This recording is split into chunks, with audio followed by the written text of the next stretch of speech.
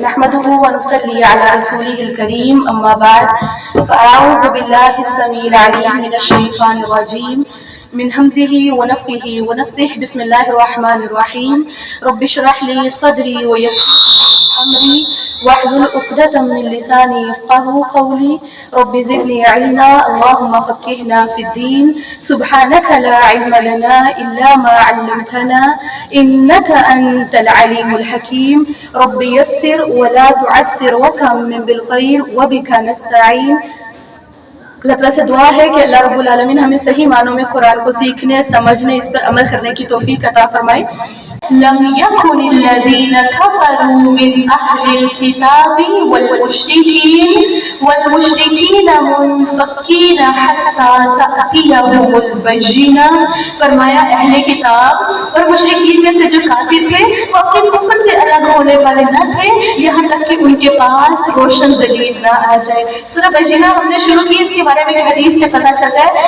انس بن مالک رضی اللہ تعالیٰ عنہ بیان کرتے ہیں نبی صلی اللہ علیہ وسلم نے ابی بن کعب سے فرمایا اللہ تعالیٰ نے مجھے حکم دیا ہے کہ میں تمہیں لم یکن الذین کفروا پڑھ کر سنوں. ابی بن کعب کہنے لگے کہ اللہ تعالیٰ نے میرا نام لے کر فرمایا، یعنی اللہ کے نبی آپ فرما رہے ہیں کہ اللہ نے آپ کو کہا ہے کہ آپ ابی بن کعب کو یہ سورت سنائیں، تو کیا اللہ نے میرا نام لیا؟ نبی صلی اللہ علیہ وسلم نے فرمایا ہاں اللہ تعالیٰ نے میرا نام، آپ کا نام لیا.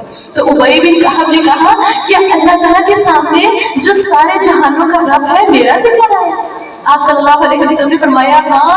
یہ سن کر ابی بن کعب کی آنکھوں سے خوشی کے آنسو بہنے لگے.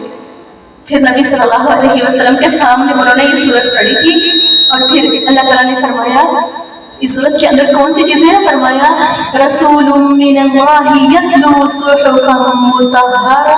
فرمایا یہ رسول اللہ کی طرف سے ایک رسول ہے جو لوگوں کو پاکیزہ صحیفے پڑھ کر سناتا ہے جس میں مستحکم کتابیں موجود ہیں. جن لوگوں کو کتاب دی گئی تھی ان میں تفرق اس بات کی بات پیدا ہو گیا جبکہ پہلے ان کے پاس واضح احکامات آ چکے تھے. انہیں حکم تو بس یہی دیا گیا تھا کہ خالص اللہ کی حاکمیت کو تسلیم کرتے ہوئے اس کی عبادت کریں، پوری طرح یکسو ہو کر اور نماز قائم کریں اور زکوٰۃ ادا کریں. یہی سیدھا دین ہے. اہل کتاب اور مشرکین میں سے جن لوگوں نے کفر کیا اللہ تعالیٰ نے فرمایا فی نار جہنم خالدین فیہا، وہ لوگ دوزخ کی آگ میں ہمیشہ ہوں گے اور ہمیشہ اس میں رہیں گے. یہ لوگ بدترین مخلوق ہیں، جہنمی لوگ سب سے بدترین مخلوق ہیں. فرمایا جو ایمان لائے نیک عمل کیے یہی لوگ عمدہ مخلوق ہیں. اللہ تعالیٰ نے فرمایا ان کے رب کے ہاں ان کا بدلہ ہمیشہ رکھنے والی جنتیں ہیں جن کے نیچے لہریں بہتی ہیں، وہ ان میں ہمیشہ رہیں گے. اللہ تعالیٰ نے فرمایا رضی اللہ عنہم ورضوا عنہ. فرمایا اللہ ان سے راضی ہوا اور وہ اللہ سے راضی ہوئے. کتنے خوش قسمت ہے نا وہ جن کے بارے میں اللہ فرماتے ہیں کہ اللہ ان سے راضی ہو گیا. اللہ تعالیٰ سے دعا ہے کہ اللہ ہم سب سے بھی راضی ہو جائیے. اور اللہ تعالیٰ نے فرمایا یہ سب کچھ اس کے لیے ہے جو اپنے رب سے ڈرتا ہے. اللہ رب العالمین کس سے راضی ہوتے ہیں، کس سے خوش ہو جاتے ہیں؟ فرمایا جو اپنے رب سے ڈرتا ہے. آج ہم ڈرتے ہیں لیکن اللہ کے علاوہ ہر مخلوق سے ڈرتے ہیں. ہم انسانوں سے ڈرتے ہیں، لوگ کیا کریں گے؟ اللہ تعالیٰ سے دعا ہے کہ اللہ رب العالمین ہمیں خالص تقویٰ عطا فرمائے.